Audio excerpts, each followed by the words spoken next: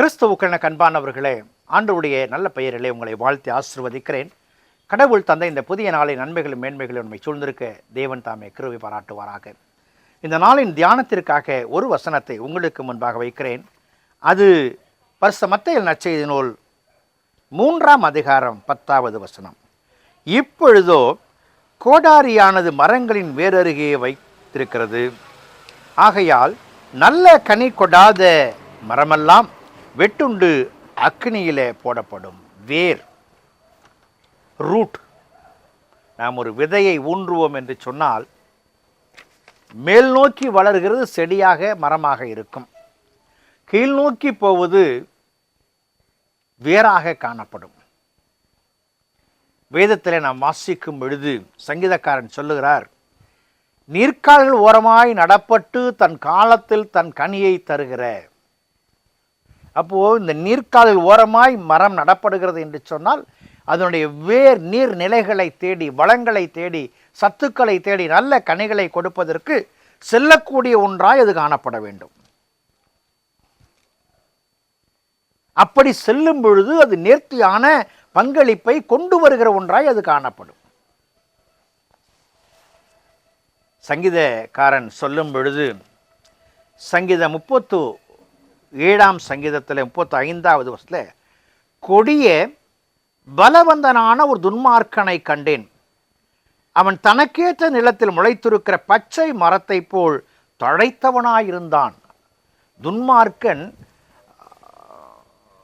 தழைத்தவனாய் வெகு அழகான தோற்றத்தை உடையவனாக அவனுடைய செயல் காணப்பட்டது.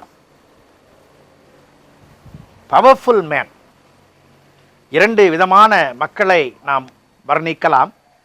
ஒன்று powerful man, another one is a perfect man. இந்த பவர்ஃபுல் மேன் பார்ப்பதற்கு நேர்த்தியான பங்களிப்பை கொடுத்தாலும் அவனுடைய செயல்பாடுகளிலே பெற்றுக்கொள்ள வேண்டிய காரியங்களை காண முடியவில்லை. பாருங்கள், கொடிய பலவந்தமான துன்மார்க்கன், he is rooted in the world. உலக பிரகாரமான காரியங்களிலே தன்னை ஆட்படுத்தி கொண்டவன். ஆகவே அது ஒரு கவர்ச்சியாக, ஒரு செழுமையாக அவனுடைய செயல் திட்டங்கள் காணப்படுகிறது என்று சொல்லி சங்கீதக்காரன் வரையறுக்கிறார். இரண்டாவது மனிதன் யார் என்று சொன்னால், இஸ் a perfect man. உத்தமன். உத்தமன் செம்மையானவனை பார்த்துரு.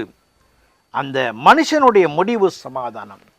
செழுமையாயிருக்கிறவனுடைய முடிவு சமாதானம் என்று சொல்லவில்லை, செம்மையானவனுடைய முடிவு சமாதானம் என்று வேதம் வரையறுக்கிறது.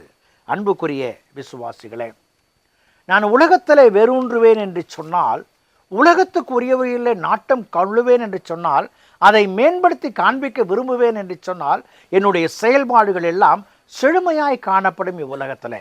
ஆனால் இறையரசுக்கு போவதற்கு என்னுடைய வாழ்க்கை இந்த உலகத்தை தேடுகிற நிலை அல்ல என்று சொல்லி வேதம் சொல்லுகிறது.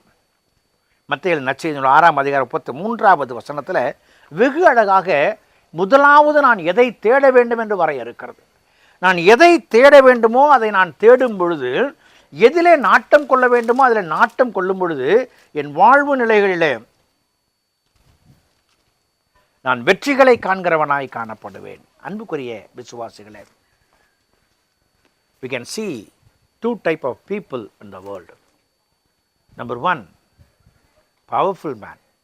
அவனிடத்தில் பதவி இருக்கலாம், பணம் இருக்கலாம், அதிகாரம் இருக்கலாம், ஆர்வம் இருக்கலாம், எல்லாம் இருந்தாலும் நாட்டப்பட்டது உலகமாய் காணப்படுகிறபடியினால அவனுடைய சக்தி வீணானதாய் மாறிவிடுகிறது. இரண்டாவது நாம் பார்க்கிற பர்ஃபெக்ட் மேன், அவனுடைய இன்டெகிரிட்டி சரியான பாதையிலே செல்லுகிறபடியினாலே அவன் இறைவனிலே வேரூன்றவனாக, இறைவன் தருகிற சமாதானத்தை காண்கிறவனாய் காணப்படுகிறான். இன்றைக்கு நீங்களும் நானும் இறை சமாதானத்தை காண்கிற பிள்ளைகளாக இறைவன் தந்த உத்தமத்தோடு அடியெடுத்து வைப்போம். இறைவன் நம்மை ஆசீர்வதிப்பார். ஜெபம் செய்வோம்.